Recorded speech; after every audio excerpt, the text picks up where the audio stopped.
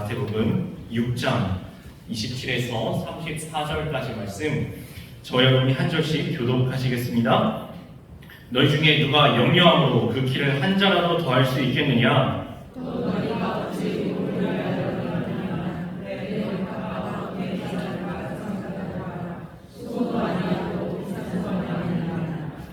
그러나 내가 너에게 말하노니 솔로몬의 모든 영광으로도 입은 것이 이 꽃 하나만 같지 못하였느니라.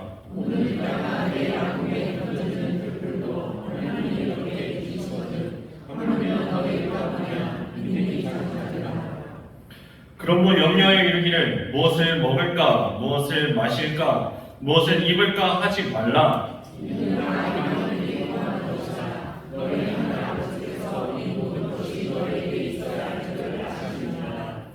그런즉 너희는 먼저 그의 나라와 그의 의를 구하라. 그리하면 이 모든 것을 너희에게 더하시리라.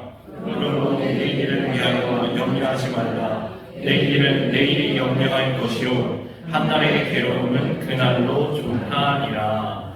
아멘.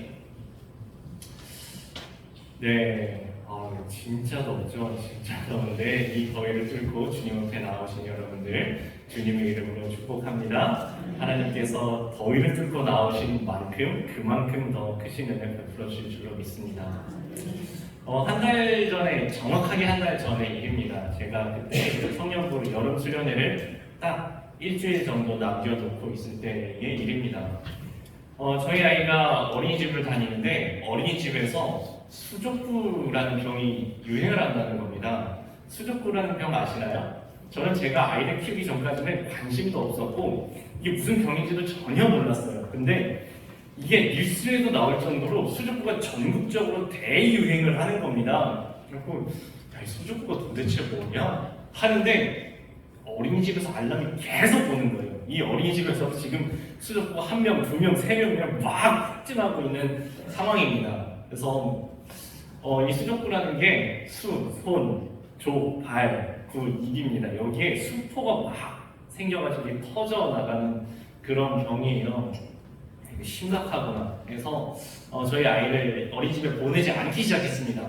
근데 어린이집에 보내지 않은데 한 3일 정도가 됐는데 애가 이상하게 고열이 나는 거예요. 그리고 하루 이틀 지나니까 제발 아니기를 바랬는데 수포가 생기기 시작하는 겁니다. 이게 손발은 그래도 괜찮아요. 제일 고약한 건 입입니다. 애기가 이게 잘 먹어야 되잖아요. 근데 입에 수포가 생기니까 먹지를 못하는 겁니다. 먹지를 못하고 숨을 쉴 때마다 이제 목구멍에 이제 이게 숨구멍이 아프니까 잠을 제대로 못 자요. 먹지 못하고 자지 못한다라는 이야기는 24시간을 짜증을 낸다는 이야기입니다. 아이가 이거 참 힘들더라고요. 근데 수족구가 이제 아이가 걸렸으니까 저희 아내는 임산부죠. 저는 이제 수련회를 앞두고 있잖아요. 엄마 아빠는 걸리면 안 되는데 솔직히 별로 걱정을 안 했습니다. 왜냐하면 수족구라는 병을 찾아보니까 만 5세 이상은 극히 드문 확률로만 걸린다는 거예요. 그러니까 거의 무시해도 될 정도로 만 5세 이상은 안 걸리는 병이에요. 그래서 제가 생각했습니다. 그래, 내가 요새 많이 피곤하고 과로해서 면역력이 떨어져 있기는 해도 내가 만 5세를 지난 거는 좀 많이 한참 지났다. 내가 걸릴 일은 없다. 수련회가 3일이 남았습니다. 이상하게 저도 고열이 나는 겁니다. 이거 무슨 일이냐? 도대체 무슨 일이냐? 특히 목구멍이 너무너무 아파가지고 이비인후과를 갔습니다. 요새는 이비인후과에 가면은 다 내시경이 있죠. 그래서 이비인후과 선생님 저보고 라고 한 다음에 내시경을 쓱 집어넣어 보시는 겁니다. 그리고 내시경을 딱 찍어 보시더니 제가 병원을 정말 여러 번 다녔지만 이런 상황은 처음 봤습니다. 의사 선생님이 화면을 한참 쳐다보시면서 이게 생길 리가 없는데? 이거는 수족구 증상인데? 희한하다. 이게 어떻게 걸렸지? 하면서 저한테 주변에 수족구가 걸린 사람이 있냐고 물어보는 겁니다. 그래서 제가 저희 딸이 걸렸다고 했죠. 그러니까 그럼 수족구라는 거죠. 선생님이 정말 희한하다고. 제가 그래서 뭐가 이렇게 희한한 건가 다시 집에 가서 공부를 해봤습니다. 이게 만 5세를 넘어가는 순간에 정말 희귀한 확률로만 걸리고 그리고 성인의 경우, 특별히 이게 30대 정도 된 건장한 성인의 경우에는 혹시 감염이 되더라도 거의 무증상에 가깝게 걸린 줄도 모르게 넘어가는 게 이 수족구라는 병이에요. 근데 제가 그날 수요일에 수족구라는 확진을 받았던 것 같아요. 그때가 딱 수련회 시작하기 3일 전. 그때부터 이제 목구멍이 엄청나게 따가워지기 시작을 하는 겁니다. 거울로 이렇게 하고서 제가 목구멍을 쳐다봤어요. 과정인가? 요만한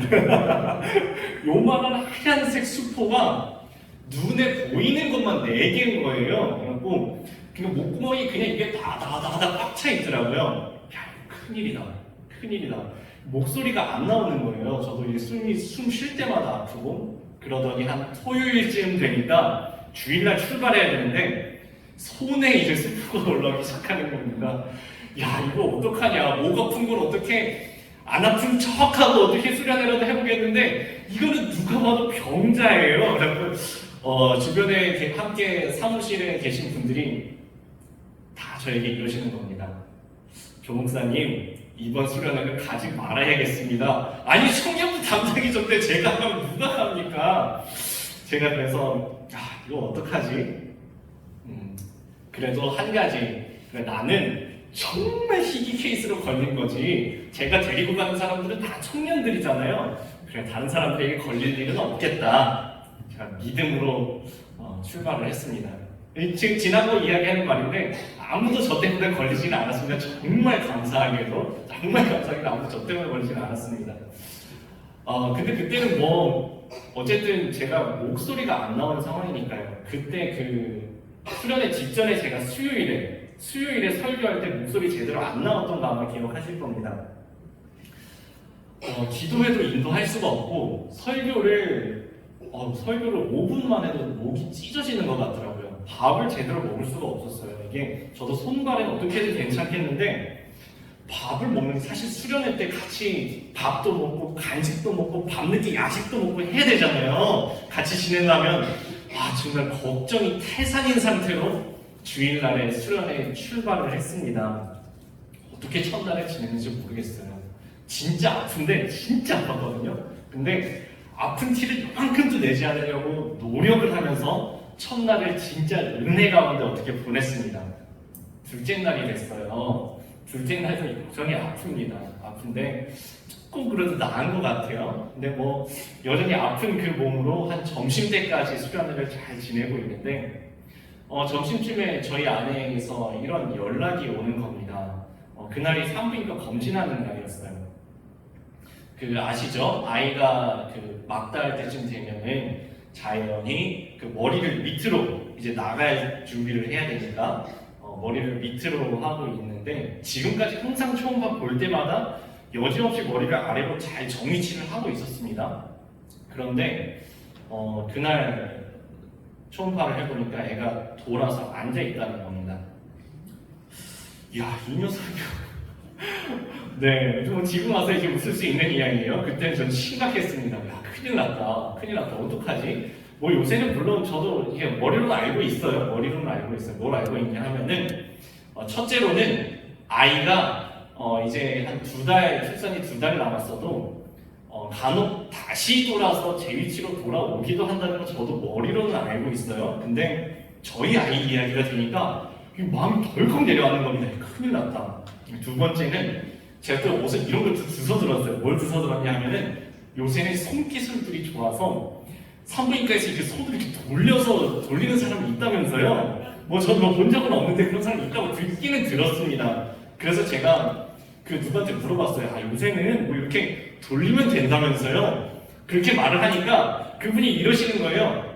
목사님 말도 마세요. 그거 잘못 돌리면 바로 응급수술 들어가야 된다고. 즉시 응급수술 들어갈 수도 있는 되게 위험한 시술이라고 하더라고요. 그러면 이거 둘째는 자연분만이 안 되고 수술해서 나아야 되는 건가? 이게 좀 마음이 무겁더라고요. 수련회 한가운데 딱 정확하게 한가운데였습니다. 수련회를 딱 중간을 넘어가고 있을 때 저에게 염려가 찾아오는 겁니다. 이게 남일 같으면 그냥 함께 기도합시다 이랬을 것 같은데 제가 제 얘기 되니까 되게 크게 염려가 되는 겁니다. 우리 믿음의 발걸음을 걸어가면서도 우리에게 염려가 찾아와요. 주님의 일을 한창 하고 있는 한중간에도 염려거리가 찾아온다고요. 아니 내가 진짜 무슨 사리사욕을 참으려고 뭘 하는 것도 아니고 오직 주님의 일 할 것 같으면 주님께서 딱 뒤를 막아주셔야 되는 거 아닌가요? 그런데 우리가 주님의 길을 믿음으로 주의 일에 힘쓰면서 걸어갈 때에도 염려가 우리에게 찾아오더란 말입니다. 우리에게 염려거리가, 근심 걱정거리가 찾아올 때 우리는 어떻게 해야 할까요? 저는 오늘 말씀을 시작하면서 말씀 한 가지를 인용하면서 이렇게 시작해 보려고 합니다. 주님 말씀입니다. 수고하고 무거운 짐진 자들아 다 내게로 오라. 내가 너희를 쉬게 하리라. 나는 마음이 온유하고 겸손하니 내 멍에를 지고 나에게 배우라.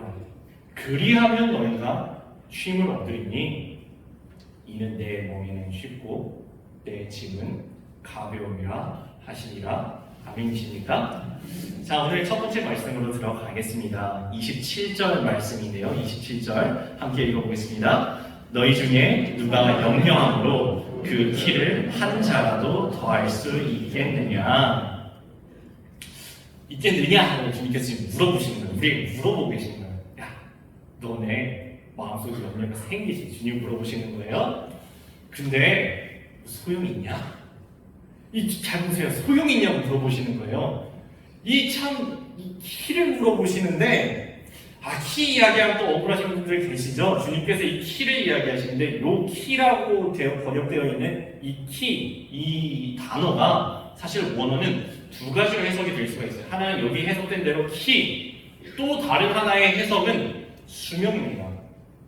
너 생명을 염려함으로 조금이라도 늘릴 수 있냐고. 키라고 해석해도 마찬가지입니다. 너가 염려함으로 1cm라도 더 클 수 있냐고.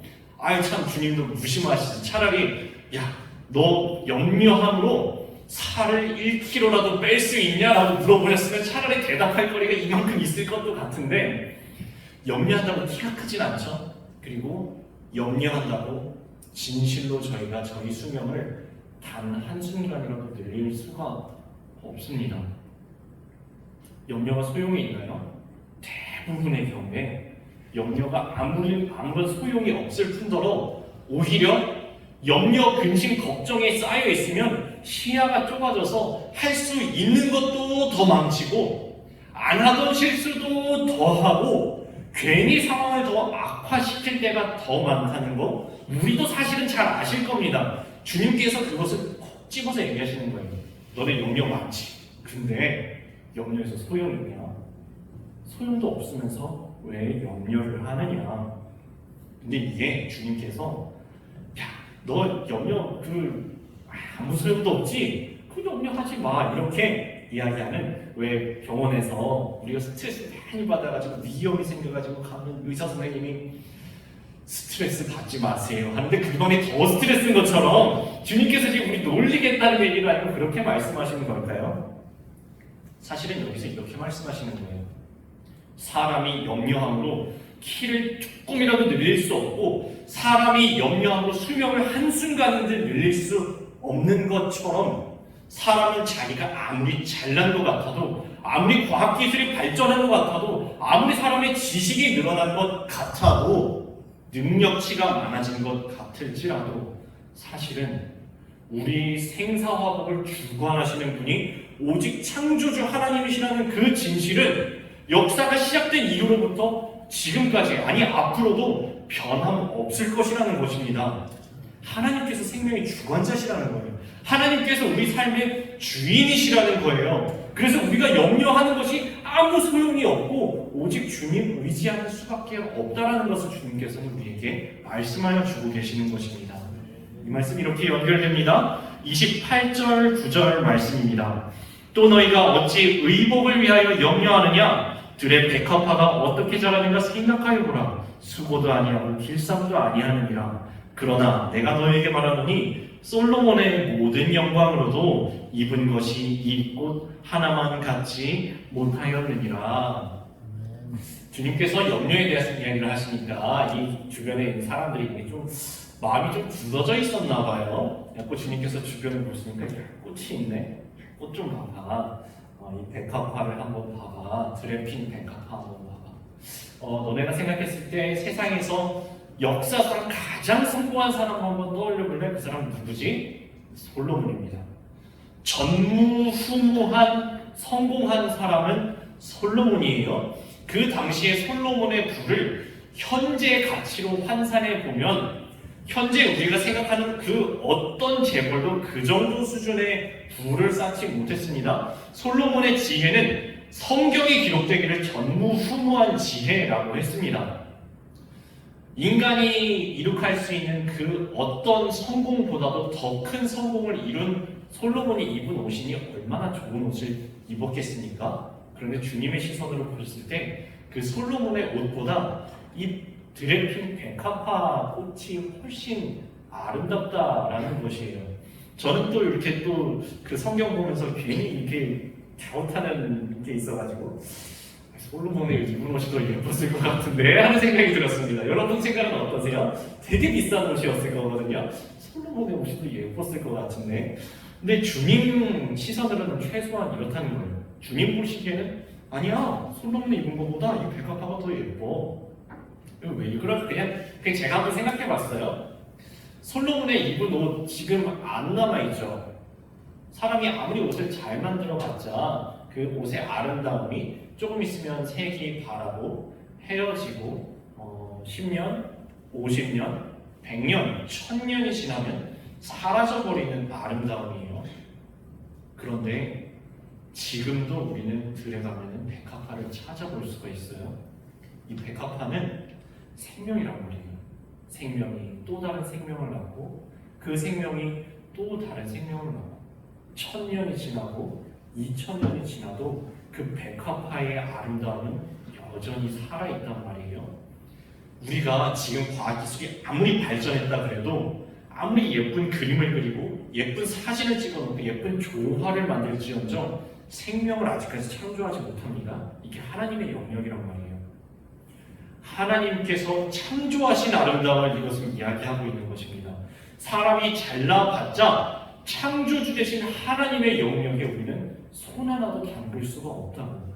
하나님께서 천지를 운영하시고 지배하시고 이끌어 가신다고.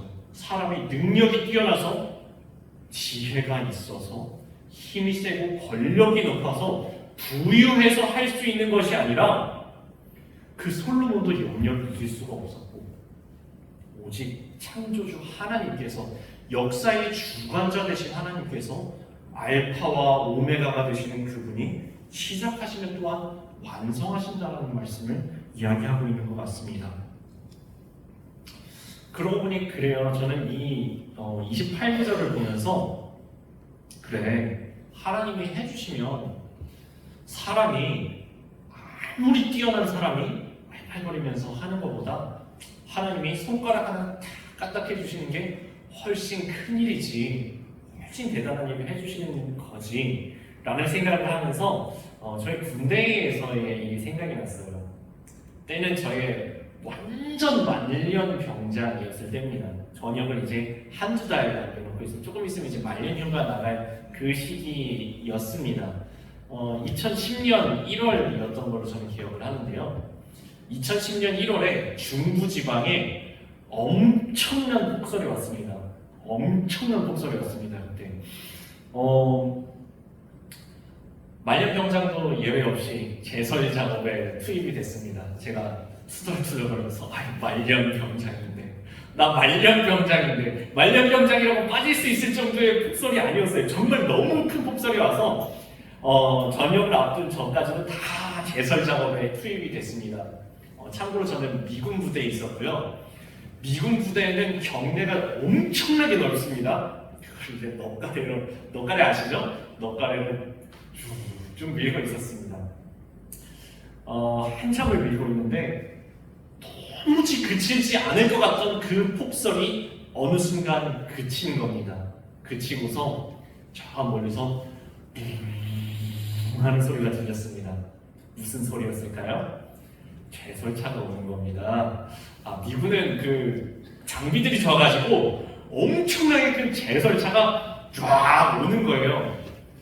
저희가 먹가래로 밀던 손을 멈추고 그 제설차를 바라보았습니다. 몇 시간 동안 저희는 열심히 치우고 있는데 계속 눈이 내려서 치웠는데 또 내리고 치웠는데 또 내리고 쌓이고 있었거든요. 근데 제설차가 한번 쫙 돌고 가더니 5분 만에 저희가 아무리 치워도 계속 쌓이는 그거를 다 치우고 갔습니다. 허탈하더라고요.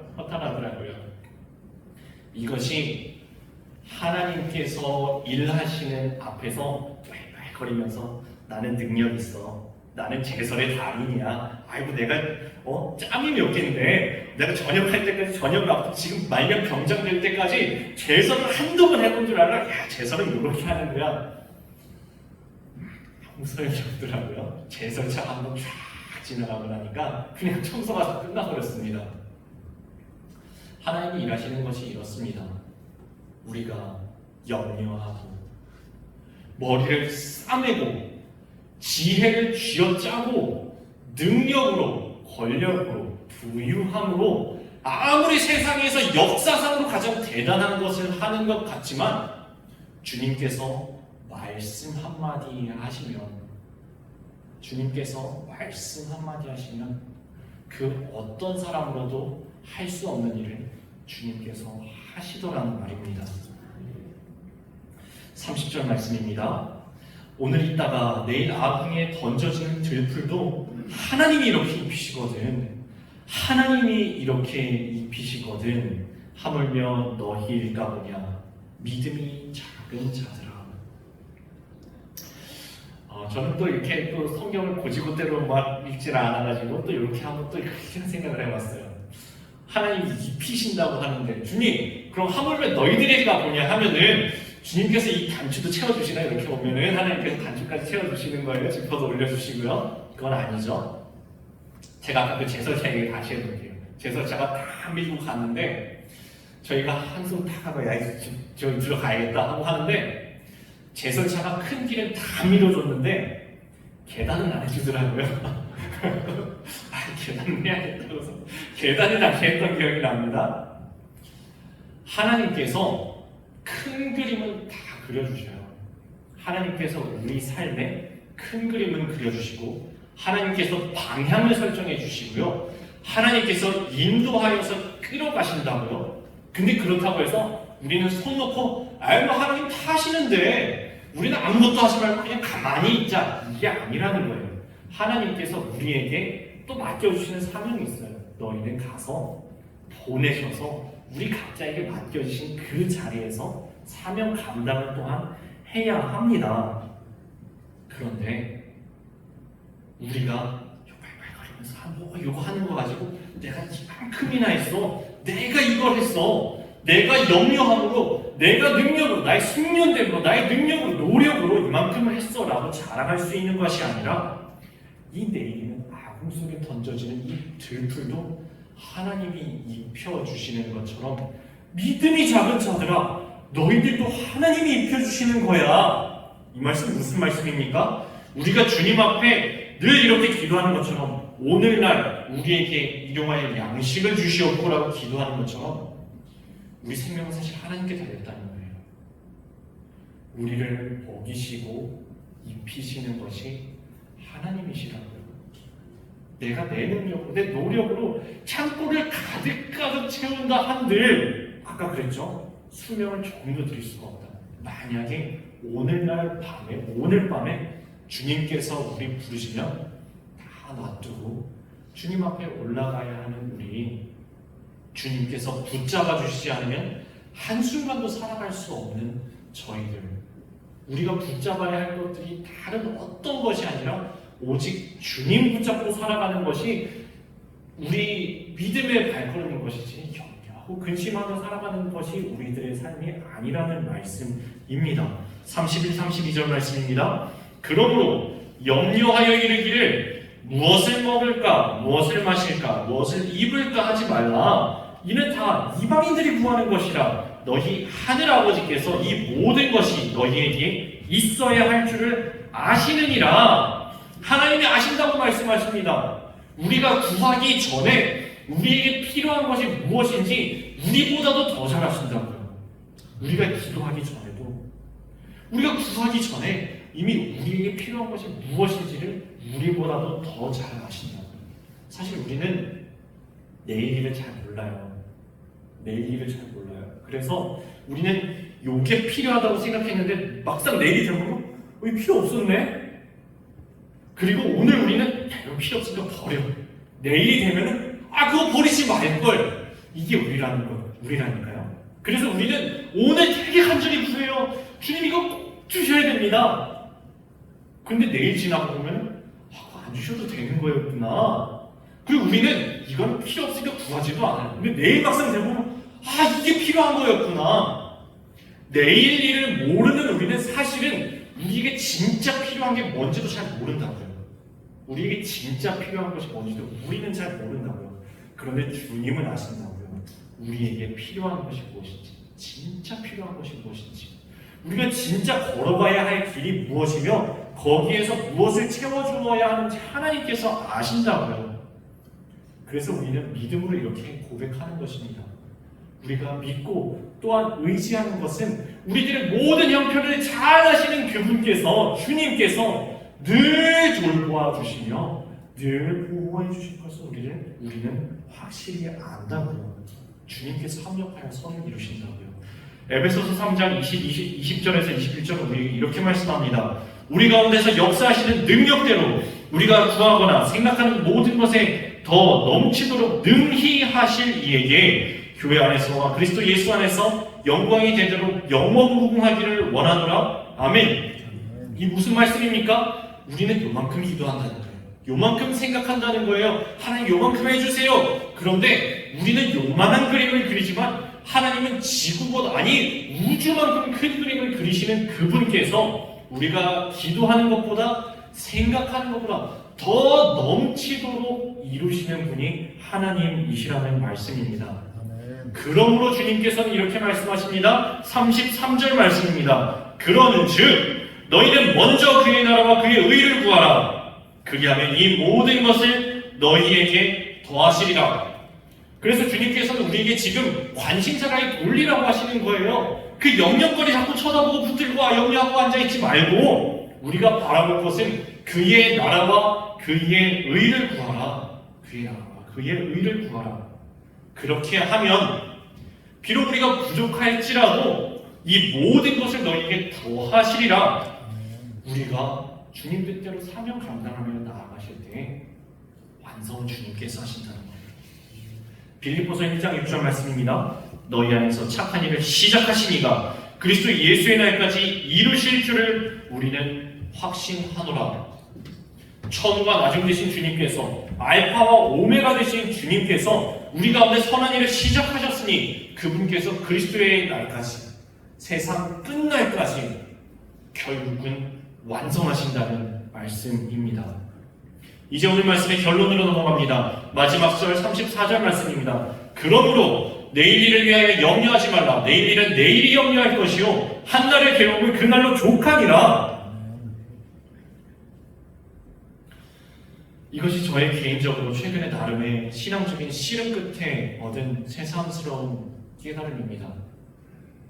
내일 일을 위하여서 염려하지 않는 것, 주님께 맡기는 것. 하나님께서 집을 세우지 아니하시면 세우는 자의 수고가 헛되며 하나님께서 성을 지키지 아니하시면 파수꾼의 깨어있음이 헛되다는 것. 내 삶의 주인이 하나님이시라는 것. 제가 주님 앞에 가만히 말씀을 묵상하는데, 기도하는데, 찬양하는데 주님께서 이런 소소한 깨달음을 저에게 주셨어요. 너는 내 것이다. 염려 근심 많지? 그냥 맡겨라. 너의 삶은 너의 것이 아니라 하나님의 것이니, 하나님께서 이루실 것이니 맡겨라. 맡겨라.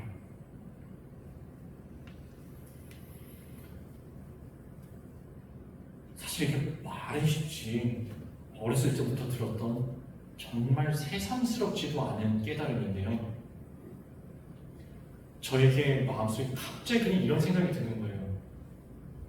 주님께서 말씀하시는데 맡겨보자.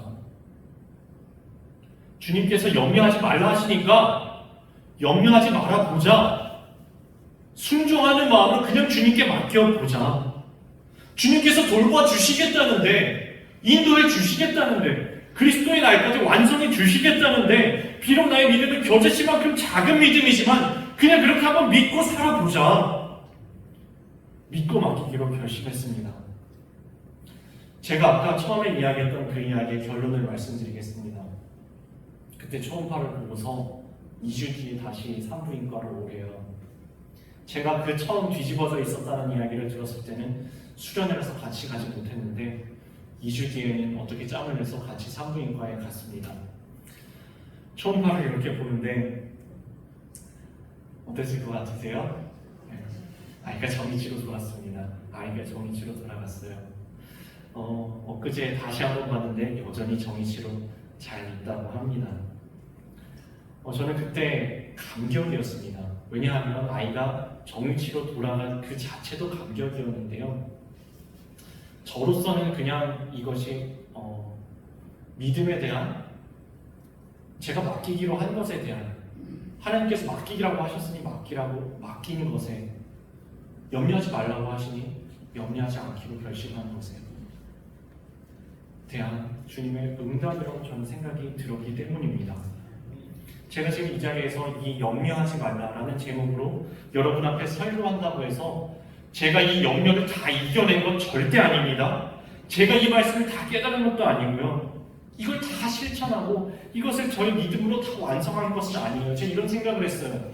저희가 믿음의 발걸음에서 깨달음을 얻는 것은 마치 우리 전쟁 영화에서 보면 옛날 보면은 성벽을 전쟁에서 싸울 때 앞서 나가는 용사가 막 뛰어가서 갈고리를 막 해서 쫙 던져서 성벽 위에 얹어놓는 것과 같다고 생각을 했어요. 저 깨달음이 저 성벽 위까지 올라간 거예요. 저기로 올라가야 됩니다. 저기가 우리가 정복해야 될 성이라고요. 믿음의 발걸음에 저기까지 올라가야 된다고요. 우리 깨달음은 저기까지 간 거예요. 그리스도의 장성한 분량까지 저기가 목표 지점이라고요. 그런데 갈고리를 탁 걸었다고 내가 자동으로 에스컬레이터 탄 것처럼 쭉 올라가는 게 아니죠. 영화에 보면은 쫙 올린 다음에 쭉 기어 올라가는 거예요. 우리 신앙생활이 그런 것입니다. 깨달음은 저기까지 갔다고 해서 몸까지 저기 올라간 게 아니라고요. 우리가 믿음이 저기까지 가 있다고 해서 진짜 우리의 실천까지 저기까지 도착한 거는 아니라고요. 제가 지금 이렇게 설교하고 있는 저도 좀 더 기어 올라가야 될 것입니다. 제가 한 가지 바라보기는 저 열심히 주님과 함께 염려를 내려놓고 주님과 동행함으로 그의 나라와 그의 의를 바라고 구하면서 주님 나라 위에 살아가는 이 길을 저는 바득바득 기어 올라갈 텐데요. 이 길에 여러분도 함께 올라가셨으면 좋겠습니다. 오늘 말씀 어떻게 들으셨습니까? 아마 우리 각자 염려할 거리 없으신 분들은 한 분도 안 계실 거예요. 솔직히 근심할 이유를 세워보자면 하루 종일도 설명하실 수 있을 겁니다. 그렇지만 우리 너무 복잡하게 생각하지 마시고 주님께서 맡기라고 하시니 그냥 한번 맡겨보십시다. 그 많은 염려들 그냥 주님께 내려놓아 보십시다. 주님께서 염려하지 말라고 하시니 우리 그냥 염려하지 마라 보십시다. 주님께서 수고하고 무거운 짐들 다 내게로 가져오라고 하시니 그 짐들 다 지고서 주님께로 한번 나아가십시다. 주님께서 우리 눈을 들어서 주님을 보라 하시니 우리 주님 바라보시고요. 우리들의 내 모든 염려 주님께 맡기라 하시니 순종하며 맡길 때에, 슬플 때에 주님의 얼굴 바라본다면 주님께서 우리에게 참된 안식 허락하여 주실 것을 저희는 믿습니다. 함께 찬양하시겠습니다. 괴로울 때 주님의 얼굴을 보라. 가사가 이렇습니다. 눈을 들어 주님을 보라. 내 모든 염려 주님께 맡겨라. 슬플 때에 주님의 얼굴 보라. 그의 나라와 그의 의를 구하며 슬픔 속에 빠져있지 말고 주님 바라보며 믿음으로 이 모든 걱정, 근심, 염려들을 수고하고 무거운 짐진 것들을 주님 앞에 내려놓으시고 주님께서 부어주시는 참된 안식을 누리시는 저와 여러분의 삶 다 되시기를 주님 앞에 함께 믿음으로 찬양 올려드리겠습니다.